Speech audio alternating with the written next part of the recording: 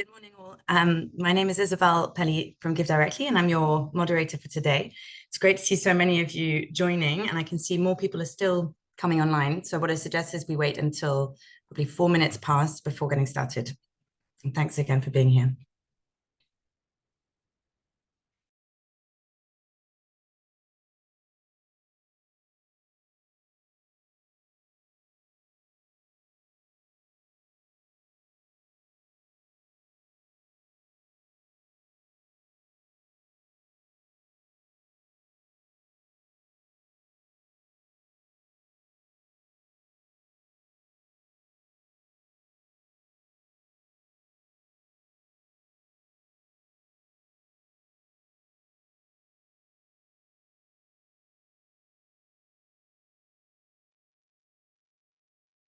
I've been advised by our great team at socialprotection.org to get started with some of the sort of introductory slides so that then we can have enough time to get into the meat of the subject. So hello, wherever you are in the world. My name is Isabel Pelli. I am GiveDirectly's Policy Director. And this is a new function within GiveDirectly focused on how we collaborate with key partners in the sector to advance the use of unconditional cash transfers to address poverty alleviation, climate change, and humanitarian needs. And so this webinar contributes to that goal.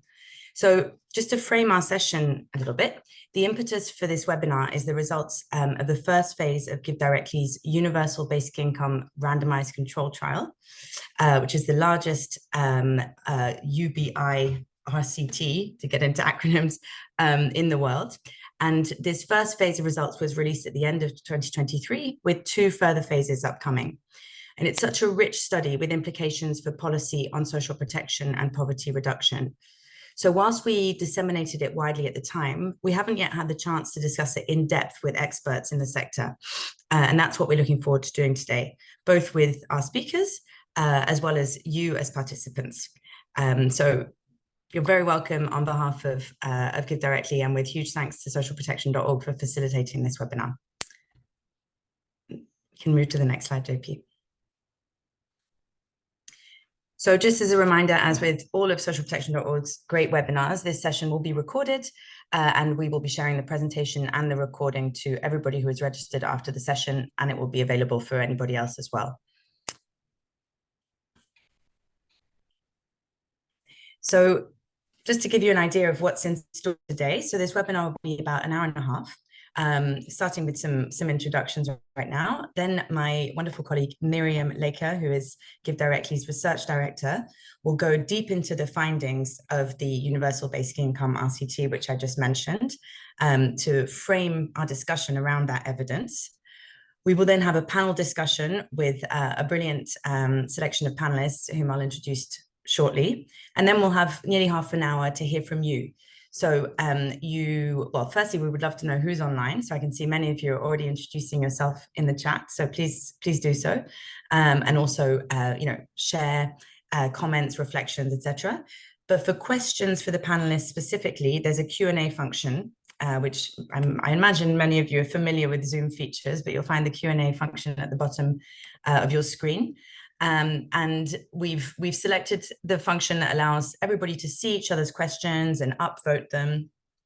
And what Miriam will be doing is identifying, which questions will be most relevant for which panelists and which we answer in plenary. So in that Q&A bit towards the end of the webinar, we'll have a rich discussion based on your questions.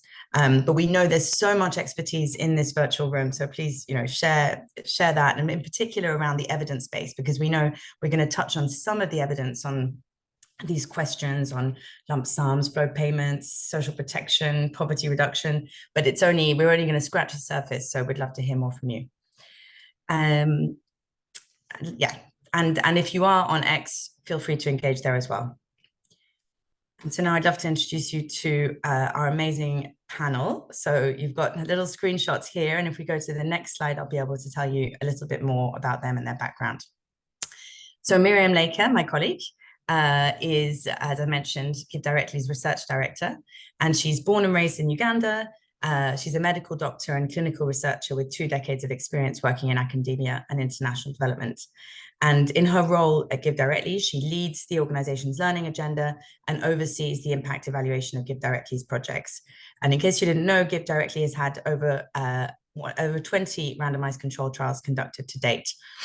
And you'll see that she's got many occupations beyond GiveDirectly, sitting on the board of multiple organizations as well. Next, I'll introduce Peter Atego-Obedo, who is a senior chief in Southwest Sakwa, Bondo Sub-County, Siaya County, Kenya. And Peter's going to lend a unique voice to this webinar because he's a leader in one of the areas where we've been implementing this program. And in fact, as he'll explain to you shortly, the location which he's responsible for has been somewhere where GiveDirectly has implemented both lump sum payments and regular flow payments. So he's uniquely placed to tell us firsthand what that means from a community perspective. And so his background, or his profile, is he's a national government administrator working for the Ministry of Interior and Coordination at the National Government of Kenya, and has 25 years professional experience, and currently, as I mentioned, leading this administrative unit. Then Ashu Handa, who is a professor of public policy at the University of North Carolina. And Dr. Handa has dedicated his career to working on poverty, health, and human development in sub-Saharan Africa. And he's the co-principal investigator of the Transfer Project, which some of you might be familiar with, which is a regional initiative with UNICEF and FAO to understand the effects of government-sponsored cash transfer programs in sub-Saharan Africa. So Ashu is going to be, his voice is going to be so important today because he's going to bring in his experience from other contexts as well, and help us frame what we're discussing within the wider evidence base. Next, we have Dalitso Kalimba, who is a Deputy Director in the Poverty Reduction and Social Protection Division in the Malawian government, and specifically in the Ministry of Finance and Economic Planning. And so he's responsible for social protection within the Malawian government. And he's in particular led the development of Malawi's first ultra-poor graduation concept, which was adopted in 2019, as well as the follow-on ultra-poor graduation strategy. So his perspective will be really crucial in terms of understanding what is the relevance of what we have been learning in Kenya to government policy in other countries, namely Malawi. And then last but certainly not least, Sarah Haig, who is the Regional Advisor for Social Policy and Social Protection in UNICEF's East and Southern Africa office, so covering the whole of that region. She's an economist who's previously worked with Save the Children, the World Bank, and the government of Rwanda. And she leads UNICEF's work on child poverty and policy analysis and public finance and social protection across the numerous countries in that region. So Sarah is going to bring this sort of regional and even global level policy perspective to this discussion. And then I briefly introduced myself earlier on, that I recently joined GiveDirectly, having worked in the cash transfer space for a number of years with NGOs, the CALP network, and most recently with DG ECHO. So now with introductions over, we'll move on to the objective. So what are we really trying to get out of this webinar? So we can just, a couple of slides forwards, I think.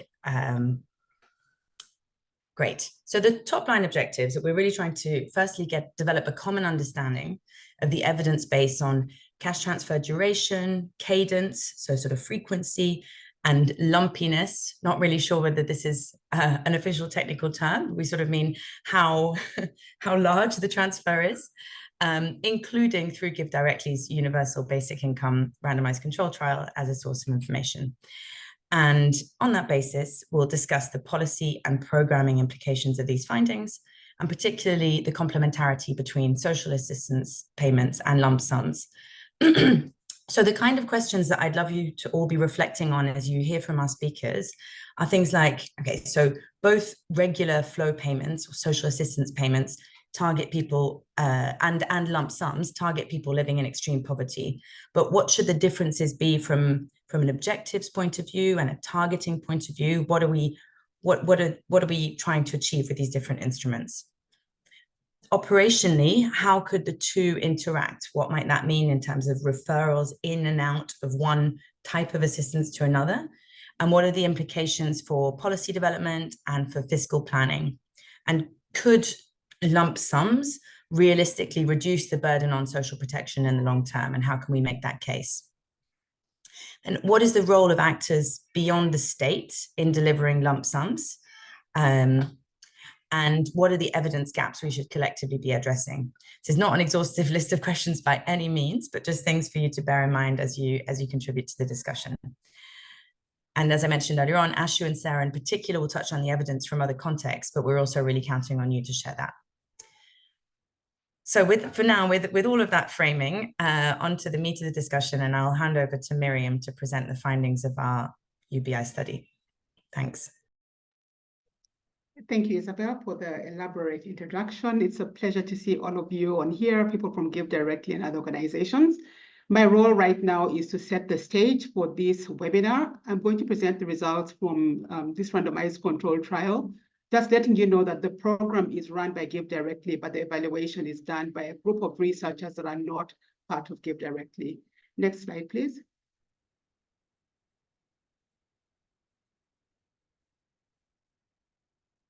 So the study I'm talking about today is, we call it the Universal Basic Income Randomized Control Trial internally, but just letting you know that this to date is the largest Universal Basic Income Randomized Control Trial that has been conducted in the world, and the largest at the same time.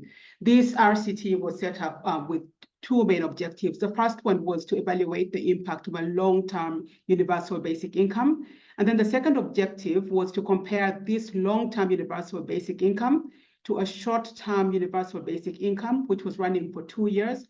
Why was it important to compare it to this? It's because if you look around at the different universal basic income programs, this is the way they're normally set up: small cash transfer amounts that run for a finite short period of time, in this case, 2 years.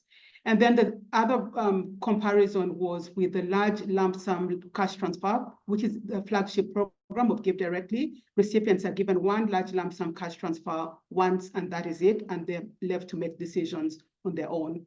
This study took part in Western Kenya, and it's great to have someone from CIA here, an official who will give us that perspective. It is set to run for 12 years, started in 2017.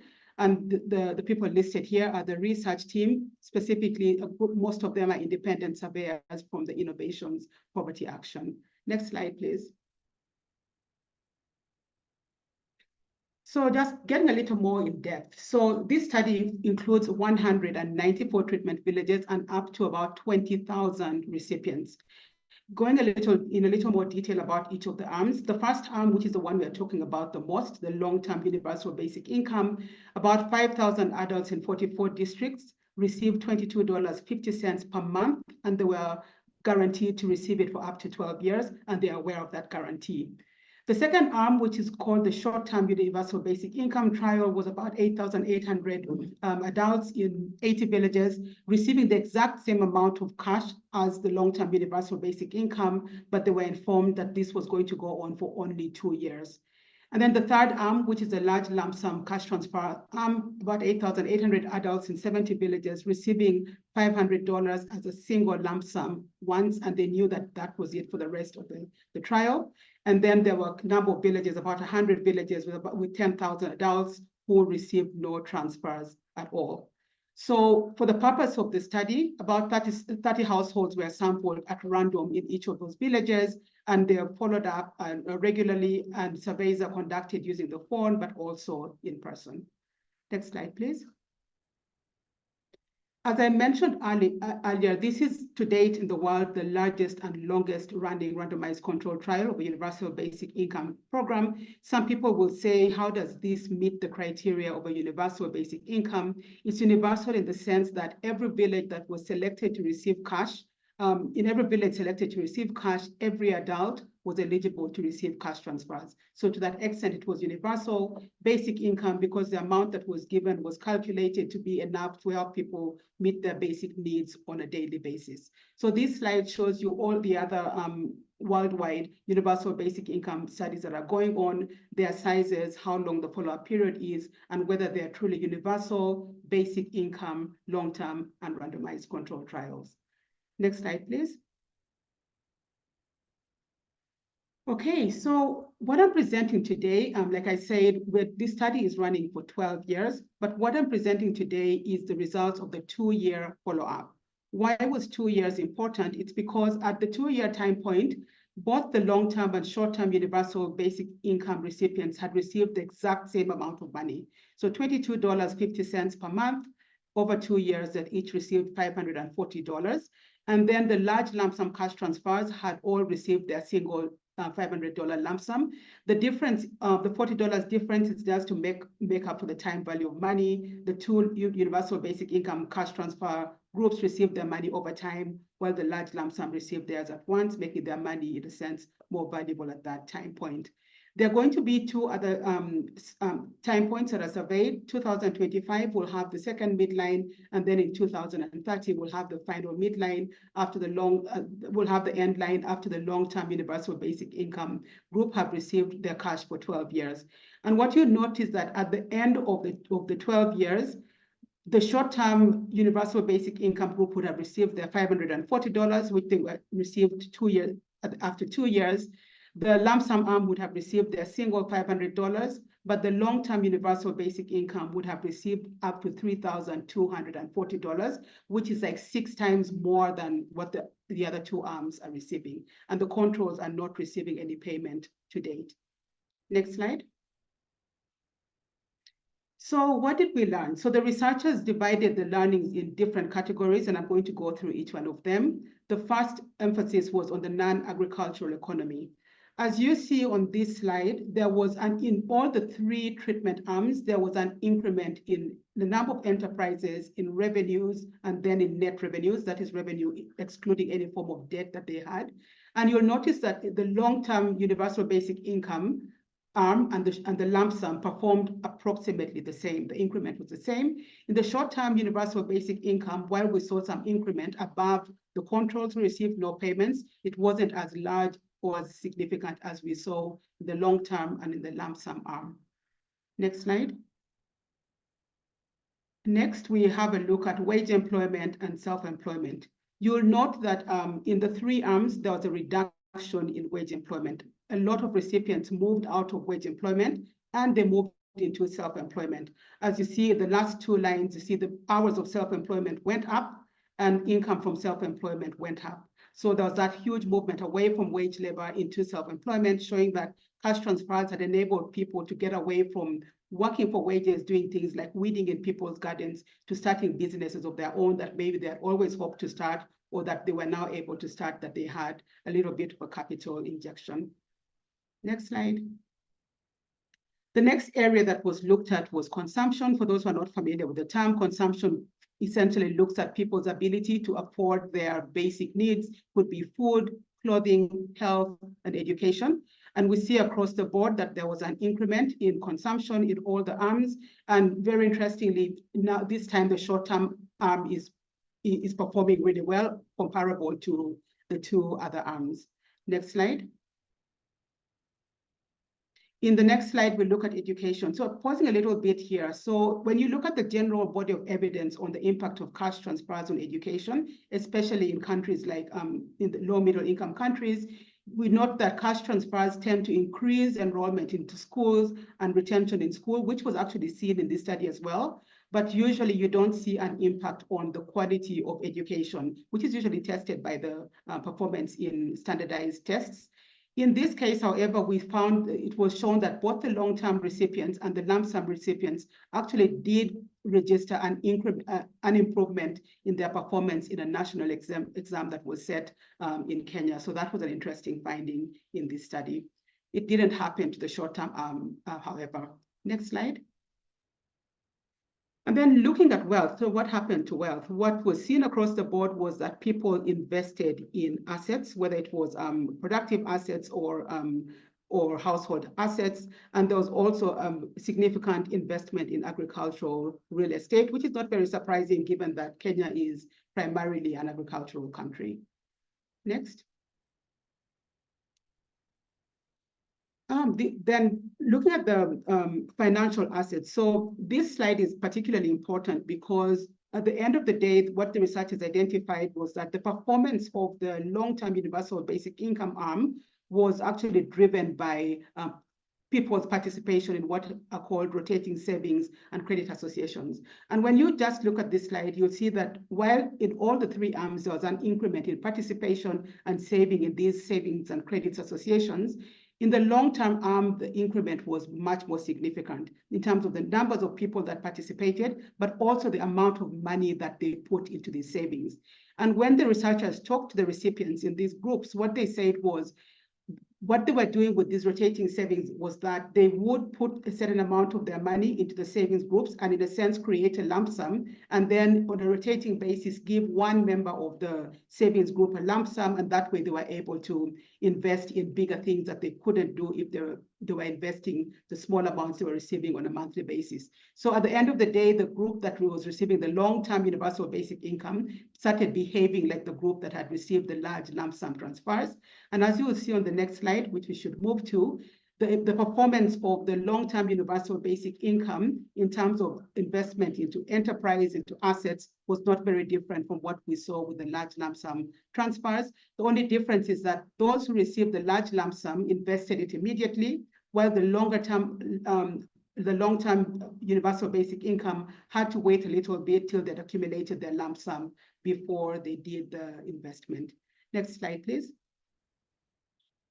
So what does this tell us overall? So first of all, we noticed that whether people receive a long-term universal basic income or a short-term universal basic income or the large lump sum cash transfer, unconditionally, it improved people's agency. There was no evidence of laziness. All of us who work in the cash transfer space know that most people who don't believe in cash transfers, especially unconditional cash transfers, are worried about people becoming lazy. But in the three arms, we did not see any promotion of laziness. In fact, people were able to start their own businesses and move from employment that was paying them much less than what they could get when they moved their own businesses. There was an increment in the participation in savings groups, and we saw, especially in the long-term cash transfer arm, that in addition to just saving in those groups, people were able to put their money together, make it into a lump sum, and invest in larger activities than they would have otherwise. The study showed no change to work hours, which is normally what is found in most cash transfer programs. Instead, there was a transfer of work hours away from wage labor into self-employment. And then finally, the researchers found that cash did not increase drinking. How did they establish this? In questions to the recipients, people reported that they were seeing fewer of their neighbors drinking daily, and they were perceiving drinking less as a problem in their communities in all the three arms. Next slide. And finally, like everyone asks after a study is done, so what do we take away from it? And just caveating that our takeaways right now from this universal basic income RCT is a 2-year time point takeaway. Who knows, our takeaways may be different at the end of 2025 and 12 years down the road. But what we have learned so far is that both the long-term universal basic income and the lump sum cash transfers spurred economic growth in the communities that received these cash transfers. And interestingly, most of this growth was away from the agricultural sector. Why is this important? It's because a lot of governments, especially in countries that are predominantly agriculture, are pushing people to move into the non-agricultural sector as one of their poverty-ending plans. We also saw that the universal basic income, long-term UBI, spurred people away from wage employment. People left wage employment and started their own businesses, as I mentioned earlier. We also saw that the lump sum cash transfers had similar or larger effects on the long-term universal basic income. The researchers think this is because people that received the lump sum had enough money to immediately invest, while the longer-term universal basic income had to wait for some time till they had accumulated a large lump sum within their savings groups. And then we've also learned that tranching actually does matter. What people do when they get a large lump sum immediately is different than when they know they're going to get small amounts for a long amount of time, and different than what they're going to do when they know they're getting a small amount for a finite amount of time. When you look in depth in the paper, you'll see that the short-term universal basic income arm actually outperformed the other two arms in terms of consumption. So is it possible that because this group of people knew that they would not receive cash for more than 2 years, the amounts were not enough over the 2 years for them to do something huge, they decided to spend more on their daily needs. So learning from this is that depending on what you want the outcome of a project to be, the way you design a cash transfer program actually does matter. Next slide. And now I'll hand over back to Isabel to moderate our panel discussion, but I want to request you to please ask your questions. And if someone has asked a question that you find important as well, please upvote it, because that is going to help me decide which questions we need to prioritize in the panel. Thank you, and Isabel, back to you. Thank you, Miriam, for that really clear presentation and lots of food for thought as we go into our discussion. There are some questions that are quite practical, quite specific, which I would appreciate your answers to before we go into the panel discussion. So two in particular that I want to pick out. So one is around how the transfer values were calculated for the various scenarios, so on what basis. So please could you answer that? I see there's a question that's been upvoted and that Ashu is answering as we speak, which is excellent, about how these amounts compare to the National Safety Net program in Kenya. So thanks, Ashu, in advance for that. So yes, rationale for the transfer amounts, Miriam. And then one other question, which was, how did you explain or justify to control group members that they're not receiving payments? And is there a chance that UBI recipients shared their transfers with those who weren't receiving them? If you could just comment on those two, Miriam, that would be great. Thank you. Thank you. So the researchers calculated the cash transfer amount based on what they believed was sufficient for the average size household in that community in Kenya to meet their basic needs on a daily basis. And so that's how they came up to $22.50. To answer the question about the control, so the way GiveDirectly's programs run is we don't target within communities. So when we're running a program, we do what we call geographic saturation, meaning everyone in a defined geography receives cash transfers. How do we define the geographies? It is based on formal local government boundaries. So communities are aware that they're not receiving cash because they are their community wasn't chosen. It makes it easier to deal with. It's a more objective way to do it. It's easier to explain to the communities. In our very first programs, we actually did target at community level, and because cash is a form of aid that has higher stakes than other forms of cash like food, it caused a lot of tension within the communities, and that's why we do that level of saturation. Did the communities share with their neighbors? We don't know whether this happened. There is a possibility because community boundaries are normally sometimes just a street, just a road. They are arbitrary, decided by the local governments. So it is possible that people did share with the control villages. But when we're doing an analysis for an RCT, normally we do the intention to treat analysis so that those who were not supposed to receive the intervention are treated as not having received it, and those that received it are treated as, or even if they said no to it, they're treated as if they received it. If these transfers were shared with the controls, it would bias the results towards having no effect. And so in this case, given that we still see an effect, it means that cash transfers do have an effect on their recipients. I hope that answers the question. Yes, thank you so much, Miriam. And I can see that Ashu has replied, just for everybody's reference, that currently the value of the social safety net program in Kenya is about $15 a month versus the $22.50 that Miriam just mentioned. So we're now going to start our panel discussion. So perhaps if we could have that slide back up, JP. And first, I'm going to go to Peter Obedo, so our senior chief in Siaya County. And Peter, I hope you can hear me. So what I'd like to ask you, from your perspective as a local leader, what are the community level impacts of cash being injected in your areas of operation, your areas of responsibility? And which types of households or individuals can make the most of lump sum cash versus which cannot? And you may also want to comment on this question of sharing, which just arose and which Miriam said we don't have clear information on, but if you've observed any of that behavior. So over to you, Peter. Thank you. Okay, thank you, panel. I'm Peter Bedo, as you have just introduced. I am an administrator working for Interior and the national government.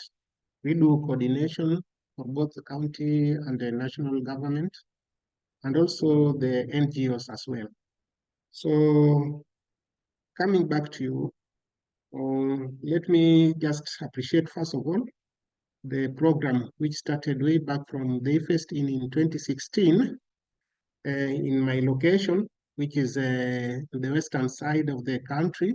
Well, in fact, my location borders Lake Victoria, where we have fishing activities and the rest. So I would say that when this program started, we had two types of cash transfer, the lump sum and the one which was spread. Okay, the lump sum, in fact, it would be a bit challenging to do comparison for the two, because for the lump sum one, some got 50, as the researcher had just said, which went for 2 months. Some were spread. The others got 100,000. I'm talking about Kenyan shilling. When you convert it into Kenya shilling, that is 110,000 shillings.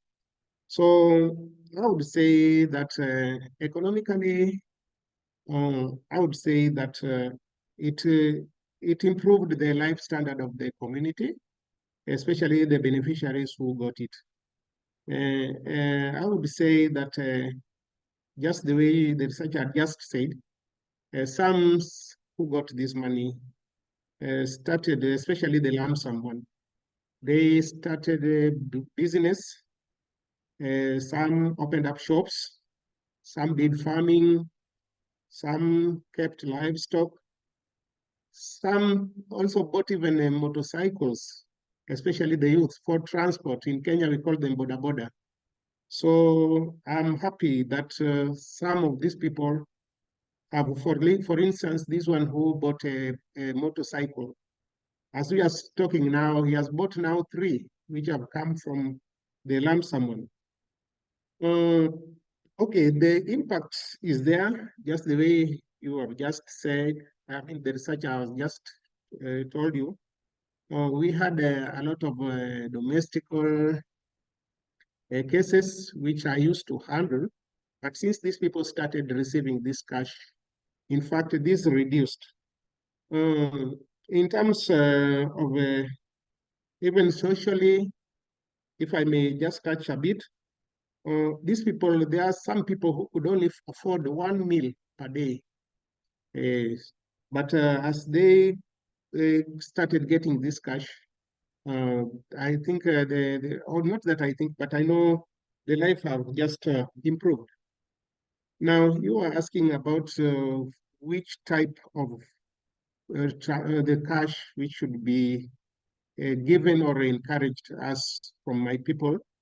I would say that the people should be given option to choose, other than coming with a common or the fixed policy that this village is going to get 50,000, that is Kenyan shilling, for a certain period, or 100,000 for all the one which is spread. These people should be given option to choose, because there are some who have who are business minded.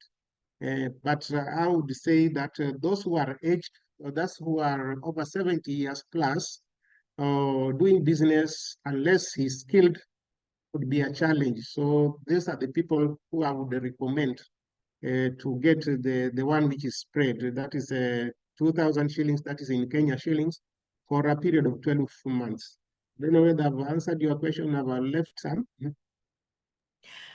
You've answered it very well. I like the way you've touched on both the economic and social impacts, and also left us with a recommendation on how to design these programs in future in the most flexible way possible. So I'm sure we'll get back to all of that. But so thank you so much, Peter. And yes, I'll be coming back to you for round 2.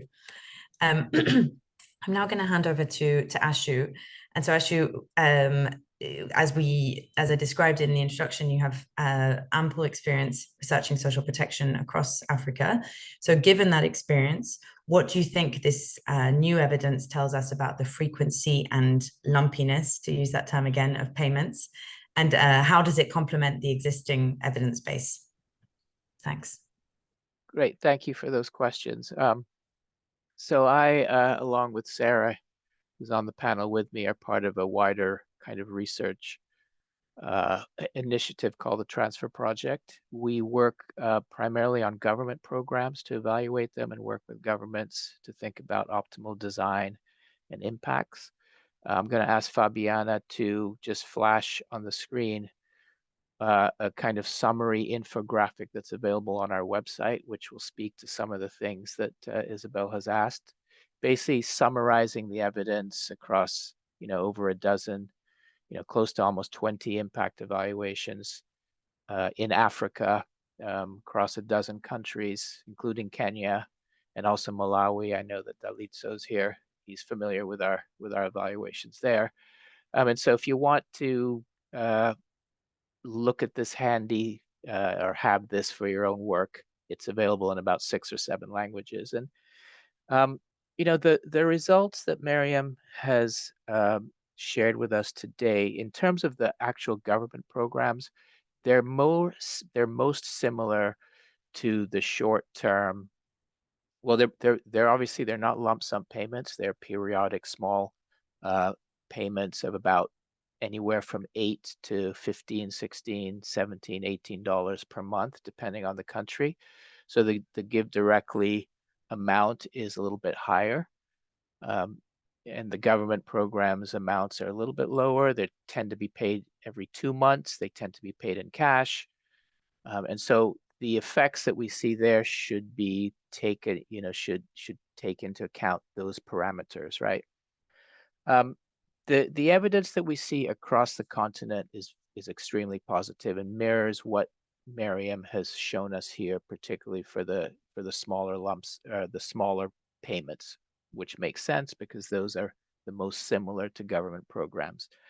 There are a few things that I wanted to kind of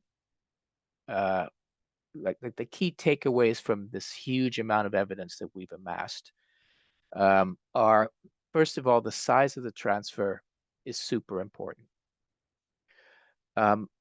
The perennial fight we have is the fight against inflation and the erosion of the value of the transfer. But the sweet spot really is around 20% of the pre-program consumption of recipients. So if a government can get their transfer value to around 20%, then you see widespread impacts across multiple domains. So if you think about the impacts, across the region, basically the initial impacts are very consistently on food security and consumption, and on school enrollment, particularly around those key transition years of age 11, 12, 13, 14, when kids are transitioning. As the time period extends out and as the value of the transfer is maintained, you begin to see the same impacts that Miriam has shown us here, which is a shift away from casual labor, which is the worst kind of labor in the agricultural sector, to own farm investment. So you see more fertilizer purchases, more seed purchases, and investment in own farm production and some crop sales. You do see investment in non-farm enterprises, as Miriam also suggested. You see increases in savings. So you see all those patterns over time, and provided that the value of the transfer is large enough. If the transfer value is very small, you only see impacts on food consumption and you don't get the other impacts, right? So those are the kind of the big lessons that we've learned, across 12, 15 years now from evaluating these programs. A couple of things that I wanted to mention that kind of link a little bit to what Miriam has presented. So I mentioned the size of the transfer. the periodicity and the predictability is super important, okay?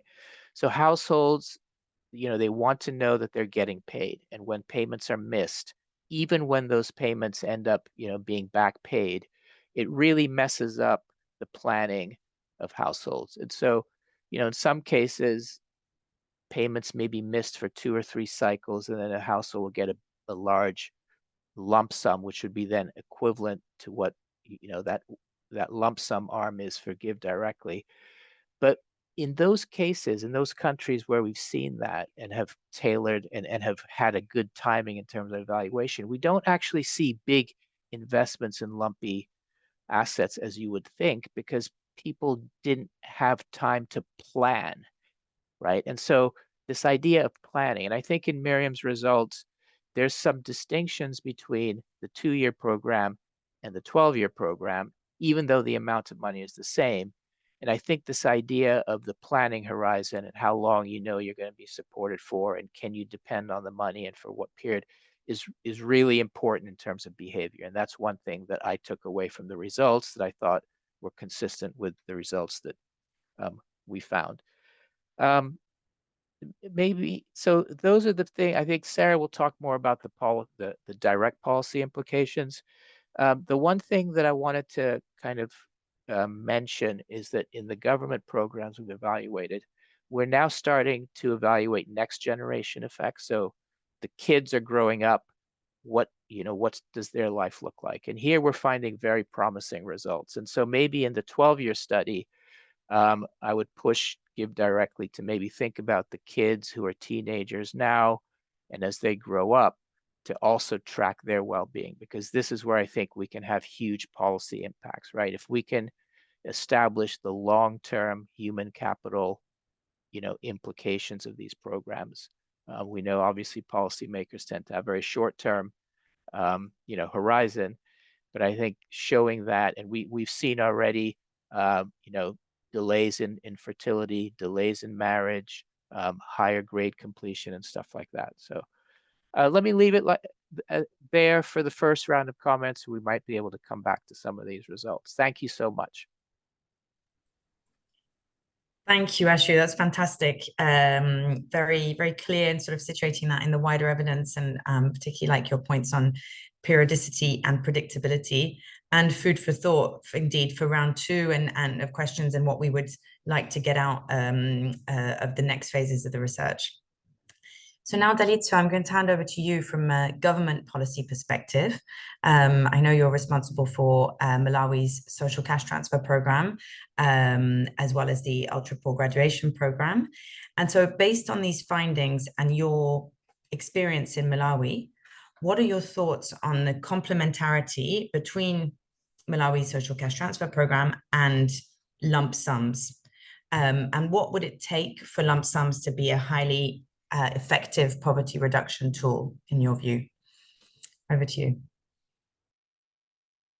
Yeah, thank you, Isabel, and the organizers for inviting me to contribute on this very important discussion and be part of the panel. And thanks also for the very insightful study from which we are learning a number of things.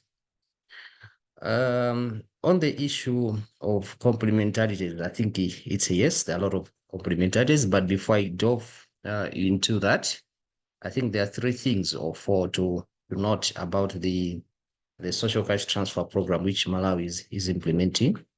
So this is a very basic consumption support program with the basic objective of reducing hunger and poverty. And of course, with some addressing of children human development outcomes as well. So this is a very modest program. It's not huge. If you look at the transfer levels, the monthly transfer level is about average $7.5, much lower than the Kenyan yuan. It is also, I think, important for purposes of the contest to understand that most of the participants for the social cash transfer program participate in savings and loan groups, I think which they in Kenya are calling rotating savings and credit associations, and other platforms which impart knowledge and skills for them to engage in productive livelihoods. Lastly, it is also important to note that much as this program targets the ultra poor without labor, there are some of them that have some potential to undertake in productive activities. Now, when it comes to social cash transfer beneficiaries also benefiting from the lump sums, I think it's indeed beneficial, especially in a situation where most of the beneficiaries of the social cash transfer program are prepared in terms of prior skills and knowledge, so that when the transfer comes, it builds on the skills and the knowledge which they already have. And then you find that you expect those individuals to demonstrate higher poverty reduction outcomes. So basically, these are very complementary interventions. One, providing basic consumption support, whereas the lump sum provide catering for the more ambitious investment needs. Now, when it comes to the overall effectiveness of the lump sums, I think in Malawi, there's no question about it. It's very effective. I think it has been demonstrated on the ground. Some of us were skeptics when it was coming, these interventions were coming. I think Ashu has indicated in terms of the myths that have been there. I like the one which says cash will be, we encourage, is a waste due to consumption of alcohol and tobacco and the like. Now, fortunately, the experience on the ground was different. This is not what we saw. So households, individuals were empowered, and then communities managed to be transformed through these lump sums. However, what we notice is that much as these lump sums are useful and helpful, they are impactful, there is still more that can be done to make them more impactful than they are now. And I think the issue here is complementary activities. I understand for GiveDirectly, the transfers are unconditional. So you're not supposed to be seen to be providing any conditions.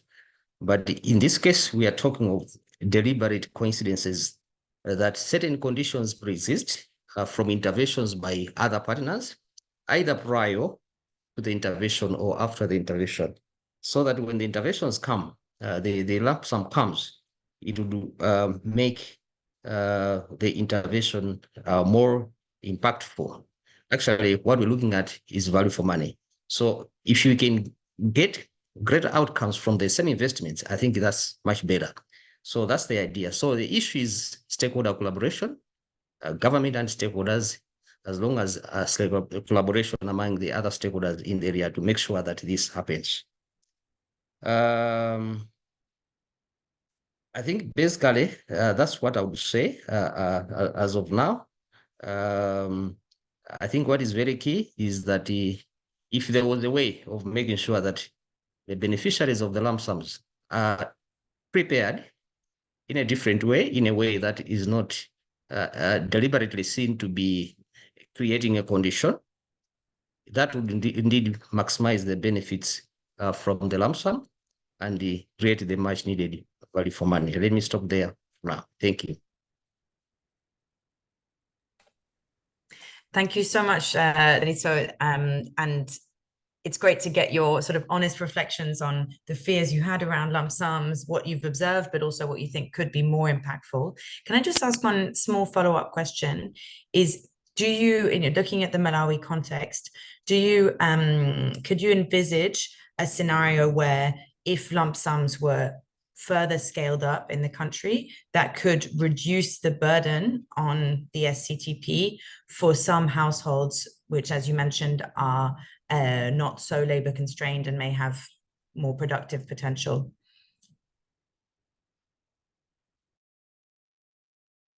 Yes, it would reduce the burden. I think from our experience of the large lump sums, this is a very effective approach. The only reason why as government would not do it at the moment, one is the resource constraints. So we would rather ensure that, and the high poverty levels. So we would rather ensure that we reach out to as many people as possible with the resources that are available.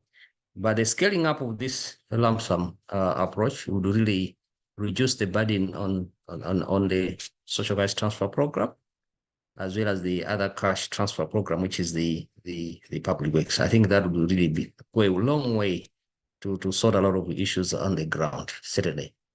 Thank you. Great, thank you, Delito. Very helpful insights. So now to our last panelist, Sarah. So Sarah, you as I introduced you earlier on, you cover a large number of countries in the East and Southern Africa region, and I know you've also worked in the social protection policy and programming arena in other contexts as well. So based on that experience, what are your reflections on the implications of these results for the targeting of cash transfers, and which objectives and household profiles could potentially lend themselves better to these lump sums? Thanks. Thanks, Isabel, and thanks, colleagues, for organizing the event. It's a really interesting conversation. The questions are really interesting as well. So, yeah, I want to take a step back and look, as you said, at the wider social protection landscape, both as it is in Kenya and many countries across the region, and make a couple of points from sort of UNICEF's perspective and how we've been supporting national governments. And my first point is a bit obvious, that it's crucial to always remember that, of course, in the vast majority of countries across the continent, we already have national social protection systems in place with national cash transfer programs that are being implemented. And Kenya is a perfect example of this, and it was touched on a little bit in some of the questions. Kenya has very impressive cash transfer programs in place, reaching households with children with disabilities and the elderly. So those programs are already there, but they're still not at the scale that they need to be. And this is the point that Mr. Delito was just talking about. There are very limited government resources as part of the national government strategy, national government policy, as part of the national budget in most cases, but they can't cover even the majority of the people that are living in extreme poverty, let alone everyone else that has a right to them. So I feel that the focus very much needs to start there in terms of these national programs, and that they need to be supported to further build up their scale, but also to improve their design and implementation bit by bit. So these programs that are there, they're designed to provide social assistance, right? Which means that their aim is already predetermined as primarily being about supporting households to overcome these daily economic and social vulnerabilities that they face. So they're primarily providing regular and smaller amounts of money on a monthly basis, sometimes a bi-monthly basis, and they're typically provided over a long term. But having said that, and this was touched on by a couple of the other speakers, these programs, again, they could be larger coverage, but they could also be sometimes better designed. They can still be better implemented to really have the maximum impact necessary. And as you talked about the transfer value, I'm not going to go into that, but we have seen the transfer value eroded in a number of countries across the region. And that, of course, is reducing the impact that they're having. But one key element where we want to see these cash transfer programs across the region further develop is by linking them to other things. And again, this is a bit coming back to what Mr. Delito was saying. Cash in and of itself provides a significant amount of impact. But when you provide that access to households to other services or link them into other products, provide them information, it can have a much greater impact. So yes, we want to provide the cash, but we really want to see how these programs can have better linkages to social sectors and as well to the productive sectors as well. So let me give you a couple of examples. I was just in Madagascar recently. There's a new child grant there over the last couple of years. Really small transfer value, but it has these very solid social and economic linkages. So people get all kinds of other things to really boost the impact of the small amount of money that they're getting. Similarly, in Ethiopia, there's a new child grant program that was launched there a year or so ago. We're trying to support the government to provide some of the economic linkages and boost the financial inclusion of the program, but it doesn't always work in the way that we anticipate. So I think there's a lot of learning in terms of how can we design cash plus other things in a more deliberate way. So that's sort of the big picture and where I'm coming from in UNICEF. And then a couple of sort of clarifications in relation to some of the evidence that you provided and how that relates to programs that exist in countries across the region. These programs, the national programs, are not intended to be short-term. Primarily, they're designed to provide support for the long term. And yes, we get lots of pilots, we get lots of donors coming in and providing support for 1 year, 2 years, but we really need to shift the focus to long-term support. If a family is receiving a child grant, well, typically they're going to have that child for quite a long time. They're going to be in the program for a long time. If you're receiving a grant because you're elderly, well, you're going to be elderly for a long time. So those programs are typically designed to support families over the long term. And the transfer values, as Ashley said, are really important, and they're typically a lot smaller than what was used in the GiveDirectly project. And I think it was mentioned in Kenya, it's around half of what the GiveDirectly project was providing. So they're not trying to cover all of the needs that households have, but more sort of a smaller proportion of those needs.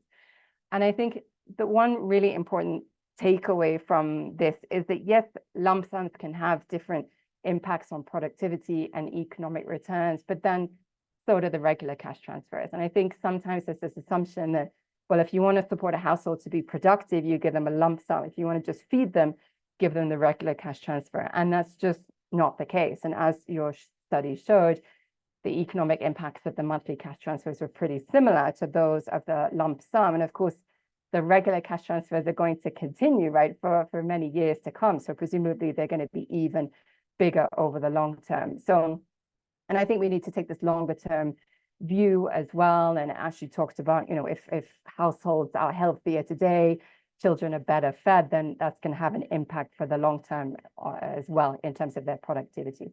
So just to conclude, I think we know that social assistance is a right. We know that households should be receiving this regular, predictable support to help them face their regular costs. And we know that these regular cash transfers, they are to different degrees improving the social and economic capital of households, but they could be doing so much more. And I think that's where some of this learning can come in to help strengthen these programs. Thanks, Isabel. Thanks so much, Sarah. And I think, out of the many, many important things that you've just shared with us, for me, the key takeaway really is around predictability, because I think that's what's so telling with the findings that Miriam presented earlier on, is the big difference between the households receiving the short-term universal basic income for 2 years versus those receiving it for 12 years, but ultimately who receive the same amount at this point in time, and just the difference across such a wide set of outcomes.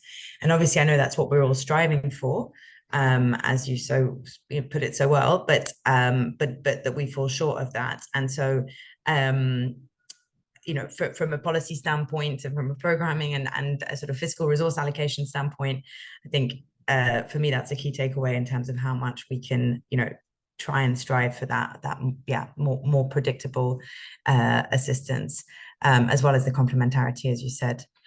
You've started to touch on what are the evidence gaps that we might want to be filling going forwards, and that's actually I'm going to ask for a quick round of reflections from the panelists on that, because clearly, as Miriam said, we still have 2 more arms of this universal basic income study, and the results could look very different at each of those stages, and I think we're all looking forward to seeing them. But obviously there are multiple other evidence building initiatives underway. So what I'm going to ask the panelists, and if you can just be 1 minute reflections on this, is what additional evidence should GiveDirectly and others generate to influence government policy on the use of lump sum cash transfers? And if you prefer, another question you could answer, which some of you, such as Peter and to an extent Alitso, have started touching on, could be, what recommendations would you make to improve the impact of GiveDirectly's cash programs? I think we've had some of that already. But with the evidence question, I'm going to hand that to Ashu, actually, to get us started. So if you could just share a few reflections on that, please. Sure. Thank you so much. So as Sarah explained, most of the government programs are not, they're not really designed for lump sum because they're long-term programs, and they're supposed to be income support. So I think for me, the most promising avenue of research is really the long-term UBI study, right? And in particular, looking at the next generation. I think like we really, we have lots and lots of evidence now on the impact of, small, regular payments over time. What we are still lacking, because most of those evaluations are short term, is we're lacking the long run effects of those programs, and that I think is really where there's a big hole in the evidence base. And so I would encourage GD to really think about, and we've done this and we have a couple of studies in the transfer project going on right now where we are following the next generation in both in Malawi and Zambia. In Zambia, we were following kids from birth, basically, and now they're ages 14 to 19, and we're actually interviewing them now in the field with support from UNICEF and other partners. And so this is going to be exciting to see how, is growing up in these households, how does that really affect the trajectory of these kids over time? Thank you. Wonderful. Would any, I mean, Sarah, you've sort of touched on the evidence gaps. I don't know if you have anything that you'd like to add to what Asha just said. No, I think my main point is the one that I mentioned earlier, like to learn a little bit more about how best can you make regular payments the most impactful when it comes to household productivity. And I think we're trying a whole range of different models, but I think we need to learn a bit more what helps the most and in what context to be able to boost the financial inclusion, economic inclusion, and productivity of households, both now as well as in the future. Thanks. Fantastic, thank you. Maybe I will go to Dalitso now. So Dalitso, you could answer either this question on what additional evidence you'd like to see around the impact of these different types of transfers and what that means from a policy perspective, or anything else you'd like to share on how to improve the impact of GiveDirectly's cash programs in Malawi. Yeah, thank you, Isabel. I'll talk on the additional evidence that needs to be generated that will really help us. I think first is in terms of the participants in this study. I wish we could better understand the outcomes for a specific category of individuals that belong to the poorest, as well as those that do not have productive capacity. It will be interesting to see how different the outcomes for both the short-term UBI, long-term UBI, as well as the lump sums. And even more interesting, it would also be interesting to see how they fare in terms of certain specific aspects like risk-taking behavior, as well as I think what the study calls stress, meaning the fact that some of these have never handled cash and then a lump sum comes. You want to understand better with respect to this category of individuals. Then the other aspect, I think that will also be helpful. I think in the study we had a control group, and probably the control didn't know that they're a controlled group. But I think it would also be good to understand a bit in terms of the effects in the immediate communities that were not treated. I think that is very useful, especially in view of our experience in Malawi. There are some stories, but we don't know how true some of those stories are. For example, the next community, which did not benefit from the transfer, they say maybe prices of goods went up. And then in a certain area where we had a conditional cash transfer, then you can't implement it anymore because of this. So I think it's an area that we want to understand in terms of the untreated communities. What effects does these interventions have on that? Thank you. Great. Wow. All excellent questions. And in a moment, I'll ask Miriam to reflect on some of those and how they fit in with our wider research agenda. But just for a final round 2 of panelists, Peter, please could I hand over to you? You know, you opened up the panel. Now you've heard all the rest of the speakers share their thoughts. Is there anything else more that you'd like to share on your recommendations for improvements to GiveDirectly's existing cash programs, or anything that you'd like to see in terms of the evidence base? Thank you, moderator. My recommendation, first of all, is to those already identified individuals for cash transfer, particularly the young, should be capacity built. They should be trained on small business and the one of their choice. 2, I suggest that the government officials, the departments of social services, should be brought on board from the word go, other than bringing them at a later stage. Then 3, I would say that especially for the lump sum one, in fact, I witnessed some cases whereby there were some conflicts, because it is especially the coupled houses. It was the wives who are given this huge sum of money. And you know, with the African culture and with the diversity, I think, which is cutting across, the men assume that they are the head of the house. And when these, especially those who had not handled such huge sum of money, you find that the wife now become bossy. And at times this brings conflicts. So I think they should explore much on a way of how to bring the 2 couples together before they channel the cash to the wives. I saw this brought some conflicts in some few houses. However, some were contained well, but very few maybe didn't make them back. So that's my contribution. An excellent contribution. Thank you, Peter. Miriam, could I hand over to you to reflect on these recommendations on programming and evidence building? And then maybe also you can touch on that last point from Peter in terms of what GiveDirectly typically does to try and minimize intra-household conflict.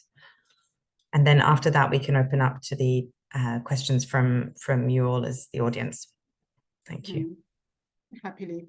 I think the one that stood out specifically was on the controls. Are the controls aware that they're actually controls? What is how have they received, what impact has that had on them? I think a key thing to know is that the control villages are really next door to the treatment villages. So they are all very aware that other people in their communities or the villages next to them received cash transfers and they did not. And in addition to that, when the researchers are, so GiveDirectly does not do any work in the control villages because we're not giving them cash. It is just not ethical for us to be in the community. However, when the researchers are working in these communities, when they started working there, they let them know what was happening, what the evaluation was about, and they requested them to be part of the study because they let them know why it is important for them to also give an input into the study. So they're definitely very aware about that. In terms of programming going forward, Peter, thank you for bringing up the issue about domestic disturbances. Just for clarity, in the universal basic income villages, every adult received cash transfers. However, we have other programs in other parts of CI where that wasn't the case. In this, what we do generally as an organization is when we go to a household that has double-headed husband and wife, we ask them to choose who between them will receive the cash transfers. In most of the cases, usually upward of 70%, households choose the wife to be the primary recipient because she's home most of the time. So in case our GiveDirectly staff come, they will then meet them at home. I know, Peter, you've reported that there might be incidences of intimate partner violence. We have in GiveDirectly a safeguarding team, an internal audit team that is keeps in touch with the community to find out what is happening in the community. And also we have a toll-free line, call center lines that people can call in the event of something like this. And to the extent that we can, we actually go out and try to resolve what is happening in those communities. That said, we cannot 100% prevent intimate partner violence. And we are actually studying and trying to learn whether there are methods that can be used to study, one, the impact of cash transfers on intimate partner violence, and also how to intervene. We have a study that was recently concluded in Liberia, where specifically there was an intervention that was developed to help partners before they receive their cash transfers think about the money they're going to receive and how they're going to use it going forward. We're still waiting for the results on that, and it would be nice to see what happens. But on the bigger picture, studies have found that actually cash transfers do reduce the incidence of intimate partner violence. So then also in reference to many of the questions that have come in the Q&A, people have asked lots of questions that many have not yet been answered because while the data has been collected, the researchers have not yet published some of these areas, like the impact on gender, impact based on different age groups have not yet been published. So we're waiting for those. And once they're published, we will share them publicly. Thanks a lot, Miriam. Great answers. As I know you've been tracking the Q&A, do you have, and I see many of them have been answered by our panelists in writing, so thank you so much for that. Do you have a suggestion on which questions it would be most useful for us to discuss in plenary? Yes, there is a question that was shared to anyone on the panel. There are two questions. One of them, the person is asking what the panelists think are the main roadblocks to widely accepting lump sums as the norm in social assistance. And the other is asking, could the findings from the Universal Basic Income RCT also be applied to humanitarian assistance? So we could start with that. Great questions. Okay, so let's start with this one on the roadblocks to the adoption of social protection of lump sums. I mean, perhaps I'd like to reframe it a tiny bit and sort of say as a poverty reduction tool, perhaps rather than as a social assistance mechanism. Are there any other panelists who'd like to volunteer to take that one? I had actually typed a response. I don't know, are people able to view the responses or not yet? No, they should be able to, but perhaps you could just sort of Sure, I'll narrate. just summarize quickly my response, which is that I think that lump sum and you know, kind of long-term support through predictable but smaller transfers have, in my mind, very different objectives. So I don't really understand this question. The objectives are quite different. And I think that in a humanitarian context, if there's a shock, a disaster relief, you're going in for a short period of time for quick support, then that's clearly a lump sum situation. But if you're talking about, you know, moving from humanitarian to development, you wouldn't give a one-time lump sum, right? You would then move to kind of more predictable long-term support, which would have a very different characteristic. So I think the two are have very different objectives. They're fundamentally different instruments. I know they're both cash, but we can't view that. You know, cash is not cash, and I think people get confused about that. A small payment monthly for a long period of time versus one large payment are very different instruments. So I think there may be some confusion about the objectives of each of these instruments. Thanks. Does anybody else, any of the other panelists want to comment on that? And otherwise, I'm happy to share some reflections from the GiveDirectly perspective.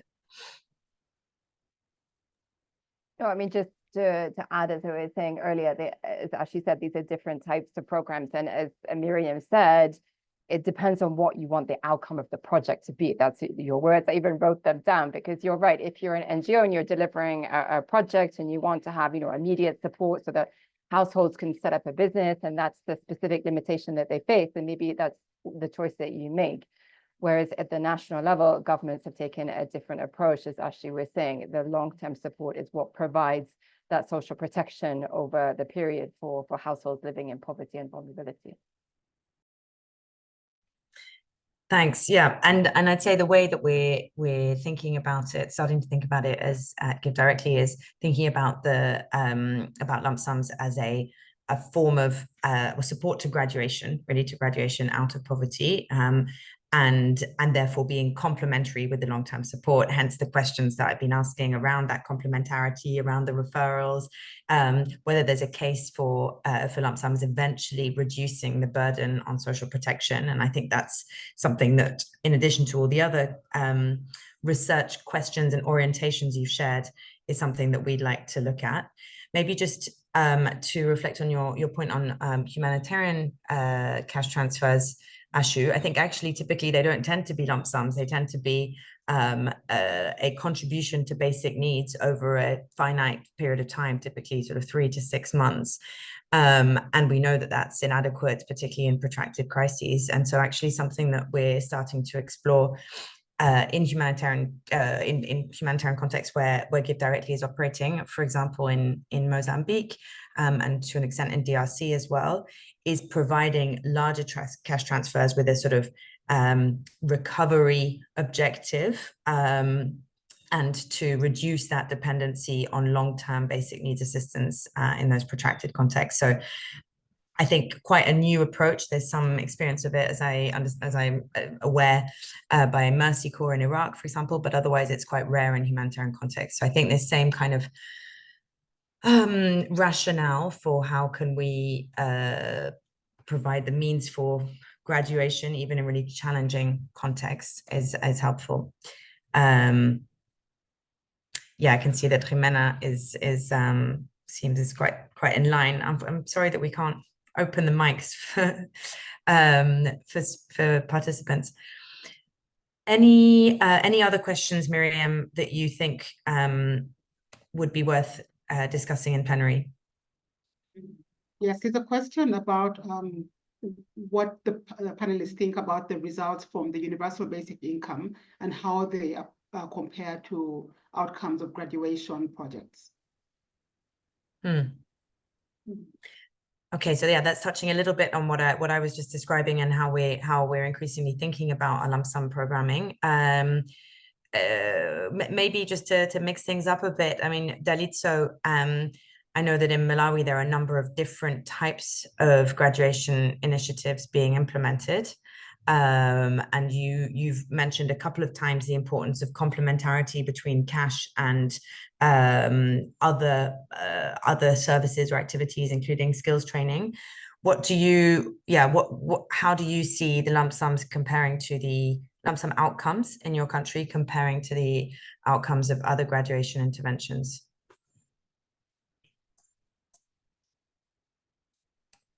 Yeah, maybe it's difficult to compare without a proper evidence at the moment. But generally, the expectation is that for graduation, because we have, at the time you're providing a lump sum as seed capital, the person or the individual has been prepared through a number of stages in terms of for the poorest, that is the financial literacy, business skills, knowledge, etc., as well as a lot of coaching and mentoring before you transfer the seed capital. So the expectation is that they would use the seed capital in a more productive way because you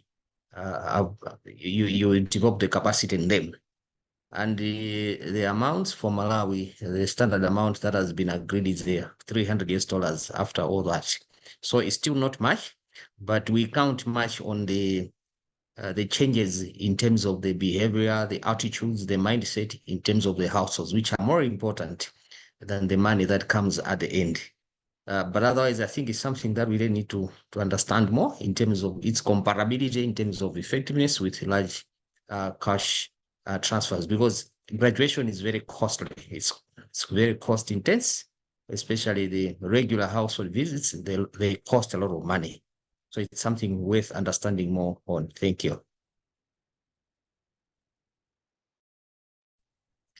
Thanks a lot, Dalitso. Does anybody else on the panel, it could also be Miriam, have any reflections on this sort of comparative evidence base between lump sum and other kind of graduation models?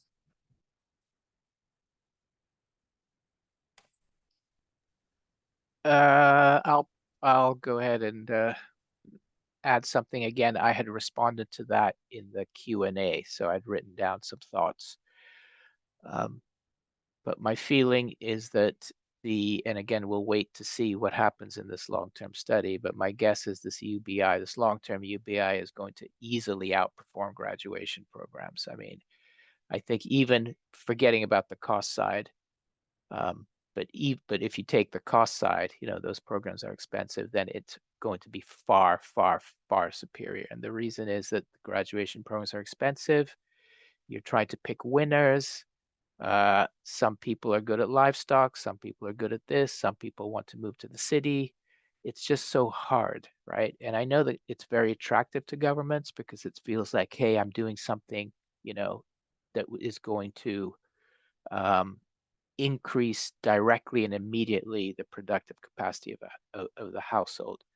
But that is it's just a lot harder than we think sitting kind of in our offices, right? Because people have different talents, and typically the graduation programs have a limited menu. You pick livestock, you pick agriculture, you pick this, and whereas you give, you provide basic income support, and people can follow their dreams, right? Not everyone is an entrepreneur after all. And I think this idea that entrepreneurship is going to lead Africa and all countries out of poverty is a myth. It's been, been debunked quite a bit already. But that's the only caution that I would say as people continue to sort of think about these graduation programs. Am I being too harsh and controversial? Let's see.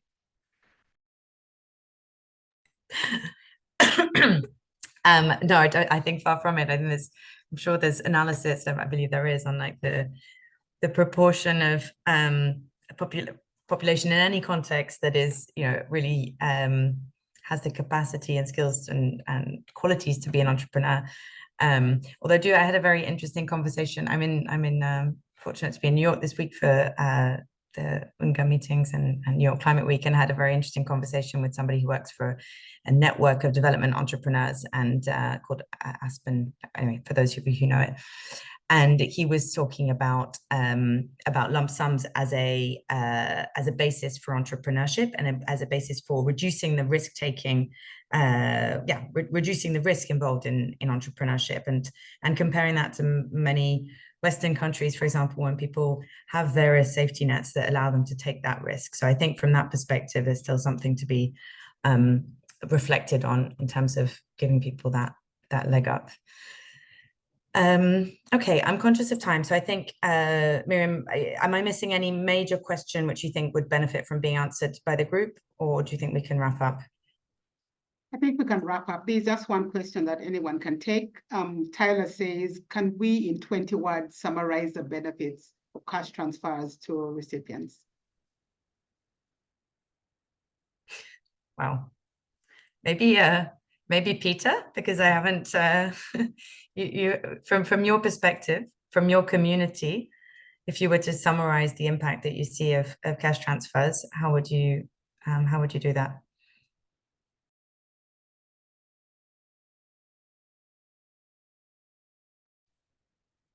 Okay, thank you. I would say that after the program started, the community or the beneficiaries are now living a stable life, and they still have hope in future.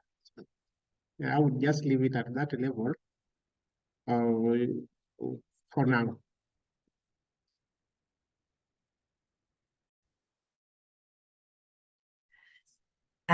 Thank you very much. I think that sums it up really well, Peter.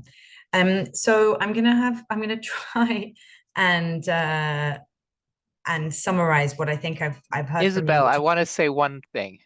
Oh, Peter sure, said a stable life. I think that word stable is a fantastic word, Peter, because ultimately, if you think about the lives of people who are living on the edge, right? It's anything but stable. It's just a shock after shock after shock after survival after will I get by? And this, let us not underestimate that word stability and the value. I mean, all of us have very stable lives, so we don't value it. We don't understand it, right? And so for households living in those conditions to have a stable life is an incredible benefit. So I just wanted to emphasize it, like I wanted to make sure we appreciate the value of stability to the types of households we're talking about. Thanks. Thanks a lot, both of you, for that. So yes, I'll just try and summarize some key takeaways from my perspective, and then we'll do this in a more thorough way after the webinar. So I think definitely a key theme is the reminder, and just to build on that term stability, of the importance of regular payments, and therefore the importance of, for all of us, of supporting long-term social protection systems and increasing their coverage, their adequacy, but also the complementarity with other types of interventions. And linked to that, I think the impact of predictability is what, for me, really stands out with this UBI study so far. Just the stark difference across a whole range of outcomes between the 2-year and the 12-year recipients or cohorts. And I think that says a lot for, again, how to provide an element of stability in people's lives. And so then thinking about it from a GiveDirectly perspective, how can we make, what can our role be as a cash transfer actor a little bit outside the system in making social protection, regular social assistance programs as impactful and productive as possible? So I think, our contribution can be in terms of evidence as per today, but also innovation, be that technological or otherwise. And then in terms of lump sums, I think we all need to think about this from a graduation perspective and be clear on the kind of differences and complementarities with other graduation models, and also how to really articulate that complementarity with social assistance whilst not encroaching on already limited funding, but rather think how could lump sums reduce the burden on social protection in the long term. And then the evidence from, looking ahead in terms of evidence, I think you're right, Ashu, that the long-term UBI is easily going to outperform the other arms. And I really liked yours and Sarah's call to think about what are the human capital outcomes going to be in the long term, particularly on children. I think that's going to be fascinating to see, and hopefully can help us make the case for that sustained investment. And I also like Dalitso's point in terms of what type of profiles can benefit the most from different types of cash transfers. And then in turn, linking that to what Peter was saying about providing the choice rather than allocating certain treatment arms. I don't like that term, but to different population groups. So I think there's a lot of food for thought for all of us, and particularly for GiveDirectly in terms of our programming and evidence. So thank you so much for that. And I want to say a huge thank you to the panelists for agreeing to be here, for the prep work they did, and for all their really valuable insights today. We're truly grateful. And also to the socialprotection.org team for providing the platform for this event. We will be sharing the recording and notes and questions to replies to answers, etc. And look forward to continuing this discussion with you on and offline. Thank you very much. Thank you for having us. Thank you. Thank you, everyone. Thank you. Bye. Bye. Thank you. To the participants. Bye. Okay, bye. Hi. Thank you.